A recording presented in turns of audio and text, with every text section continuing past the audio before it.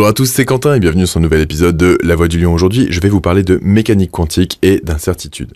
Pourquoi est-ce que j'ai choisi ce sujet ?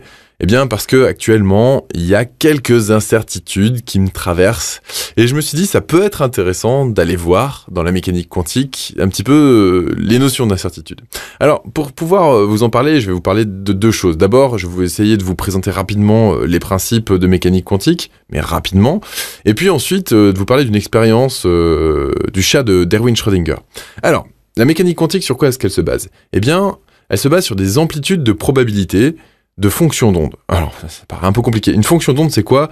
Eh bien, c'est une fonction qui va dépendre à la fois de l'espace et du temps.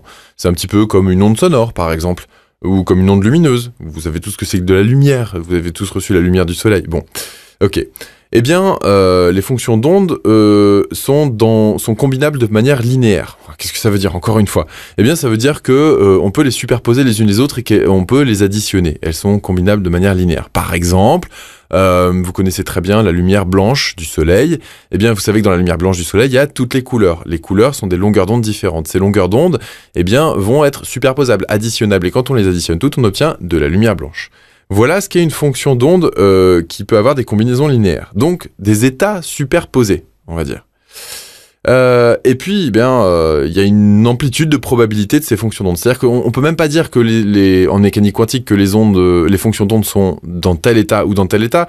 Elles sont probablement un peu plus comme ci ou un peu plus comme ça en fonction des situations. On parle donc de probabilité et non pas d'état des fonctions d'onde. Alors, le problème c'est que ces fonctions d'onde ont différents états possibles et ces différents états sont équiprobables. C'est-à-dire qu'il y a toutes les possibilités de les retrouver soit dans un état, soit dans un autre. Et quand est-ce que, on fixe les choses ? Quand on les mesure. Quand on mesure les fonctions d'onde, on détermine l'état et on enlève la probabilité, on fixe les choses. Donc ça veut dire quoi ? Ça veut dire que la mesure perturbe le système. C'est ce qu'on appelle l'effet Compton. Alors, pour essayer de mieux comprendre ce truc qui était un peu compliqué, je m'excuse pour les non-initiés, je vais essayer de vous raconter l'histoire du chat d'Erwin Schrödinger. C'est une expérience de pensée qu'il a imaginée pour pouvoir expliquer ce phénomène avec d'autres mots que amplitude de probabilité, fonction d'onde et combinaison linéaire. Donc, l'histoire du chat d'Erwin Schrödinger est la suivante. Supposons qu'on prenne un chat, qu'on l'enferme dans une boîte bien sûr à travers laquelle on ne peut pas voir, et dans cette boîte il y a deux choses. Il y a un gaz mortel et une source radioactive.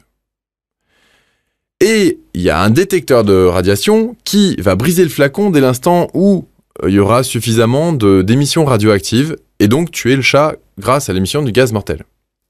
Alors, pourquoi est-ce qu'il a imaginé cette expérience complètement absurde et complètement débile ? Pour expliquer un petit peu le phénomène on peut être dans un état et dans un autre en simultané. Je vous explique.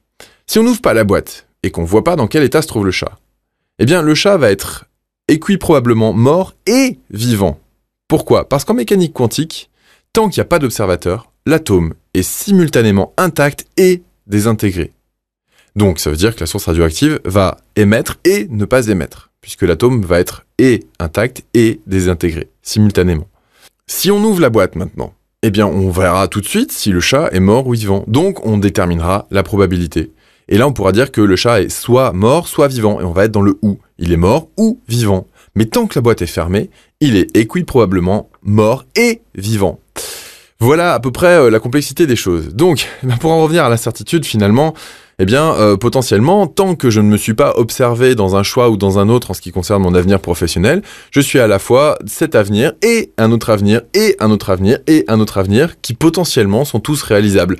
Maintenant, la question c'est, dès l'instant où je vais me mettre en mouvement, je vais réduire le champ des possibles et puis je vais avoir celui-là ou celui-là qui va se dessiner. Maintenant, il y a des gens qui parlent de mission de vie pour pouvoir déterminer dans quelle direction aller et quelque part comment faire en sorte que les gens autour de nous nous observent dans une forme de réalisation dans laquelle on aura le maximum d'amplitude.